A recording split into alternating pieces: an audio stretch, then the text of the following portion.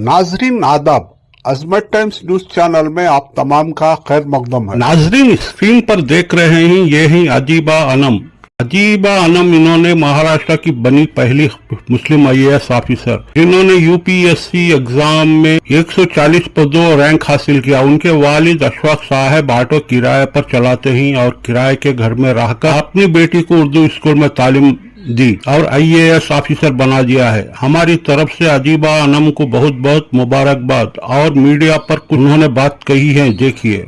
मैं 142nd rank secure किया है।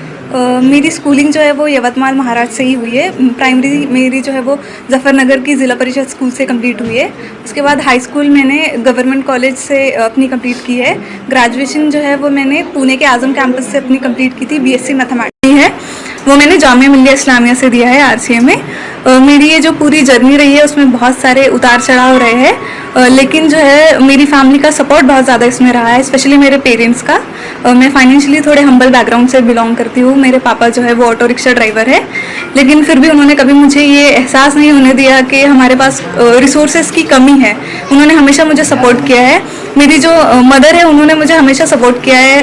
कहीं ना कहीं मैं जो एक पेट्रियार्कल सोसाइटी से बिलोंग करती हूँ, इसके बावजूद भी कभी मेरे पेरेंट्स ने मुझे ऐसा महसूस नहीं होने दिया कि तुम लड़की हो, तुम ये नहीं कर सकती।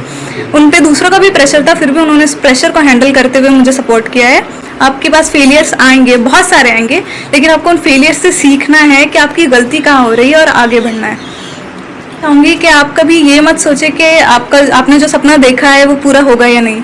कभी कभार ऐसा होता है कि हमारे पास जो है वो बहुत सारे बैरियर्स होते हैं। कभी फाइनेंशियली जो है वो हम अच्छे स्ट्रॉन्ग बैकग्राउंड से बिलोंग नहीं करते, तो हम सोचते हैं हम कर नहीं पाएंगे, लेकिन कहीं ना कहीं से आपको सपोर्ट मिल ही जाता है। अगर मैं अपना एग्जाम्पल दूँ तो जो सेवा NGO है उसके थ्रू जो है वो मुझे बहुत फाइनेंशियली सपोर्ट मिला है।